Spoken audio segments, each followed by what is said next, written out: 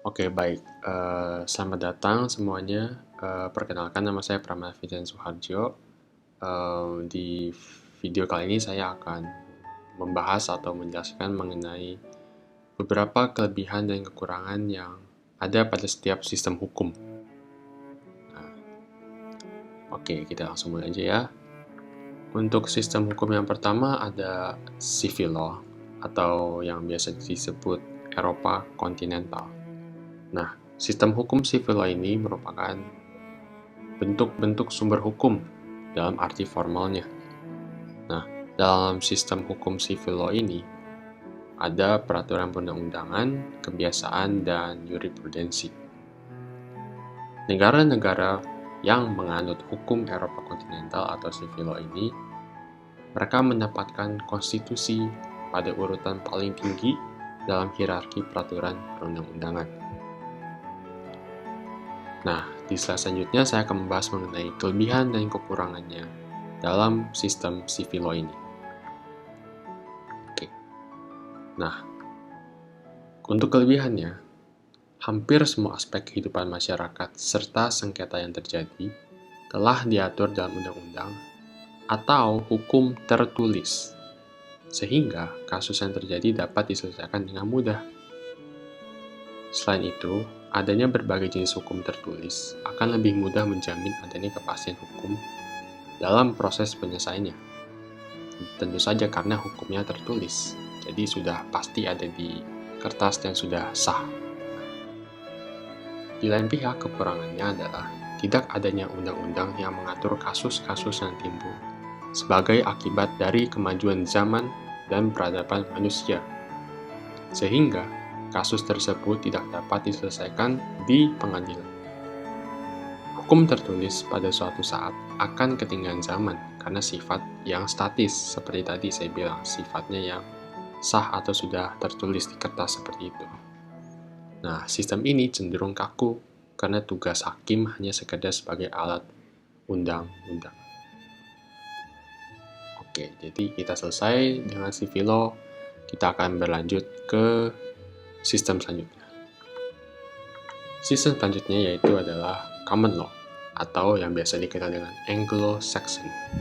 Nah, sistem ini merupakan sistem hukum yang didasarkan pada jurisprudensi. Sistem hukum ini cenderung lebih mengutamakan hukum kebiasaan. Hukum yang berjalan dinamis sejalan dengan dinamika masyarakat. Dibentuk melalui lembaga peradilan dengan sistem jurisprudensi, ini saya salah tulis, dianggap lebih baik, agar hukum selalu sejalan dengan rasa keadilan dan manfaat yang dapat dirasakan langsung ke masyarakat. Nah, di sini saya akan membahas lagi mengenai kelebihan dan kekurangan. Oke. Nah, di sini cukup singkat ya untuk kelebihannya, karena sistem common law ini sifatnya tidak tertulis.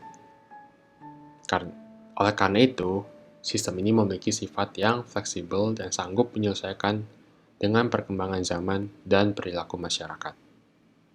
Nah, untuk kekurangannya, tentunya ini akan kebalikannya dari kelebihan si civil law tadi. Kekurangannya adalah unsur kepastian kurang terjamin dengan baik dalam sistem ini. Hal ini karena dasar hukum yang digunakan diambil dari hukum kebiasaan masyarakat atau hukum adat yang tidak tertulis. Ya, tidak tertulis, maka bisa ganti-ganti. Sehingga menyebabkan kepastian yang kurang konkret atau labil atau rentan. Nah, kita lanjut ke sistem selanjutnya. Nah, sistem selanjutnya adalah religious law atau hukum agama. Sistem hukum agama adalah sistem hukum yang berdasarkan dengan ketentuan agama tertentu. Setiap hukum agama biasanya terdapat dalam kitab suci. Kitab suci yang berasal dari masing-masing agama. Misalnya dari agama Katolik, dari agama Muslim, Hindu, Buddha, Konghucu, dan sebagainya. Nah, untuk kelebihan dan kekurangan religious law ini cukup singkat. Kelebihannya adalah Sistem religious law atau hukum agama ini biasanya bersifat mengikuti apa yang sudah ada dari dulu atau turun-menurun. Maka dari itu sistem ini memiliki pendirian dan moral yang kuat. Kekurangannya adalah sistem hukum ini cenderung kaku, karena pada dasarnya hukum atau sesuatu yang turun-menurun akan bersifat sakral. Nah, biasanya bersumber pada kitab suci seperti yang dibilang tadi di definisi dari setiap agama.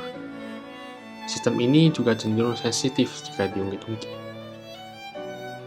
Jadi seperti yang kita sudah banyak lihat, banyak pertikaian antar agama di media sosial atau kita sering lihat di TV.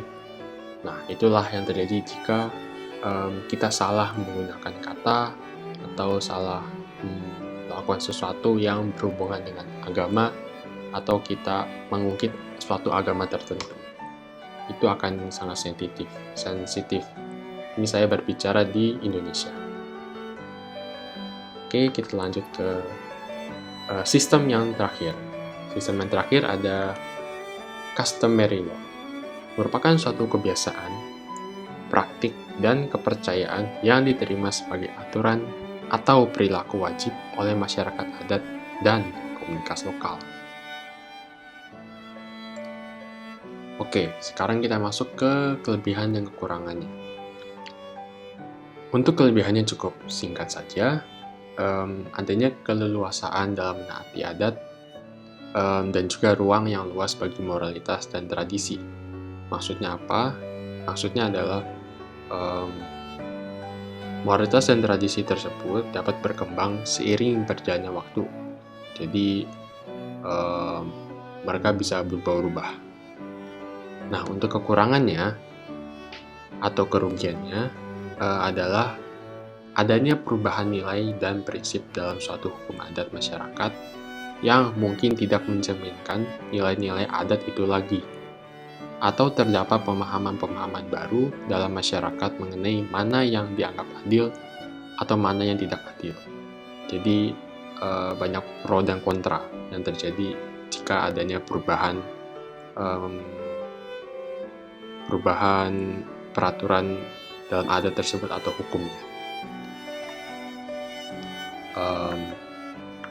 Itu saja dari saya yang bisa saya jelaskan mengenai kelebihan dan kekurangan dari 4 sistem hukum tadi. Ada civil law, ada common law, ada religious law, dan yang terakhir tadi customary law.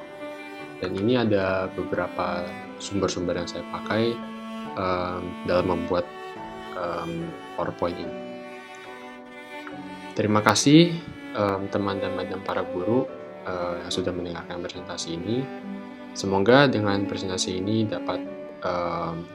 kalian dapat mengambil ilmu lebih banyak. Terima kasih.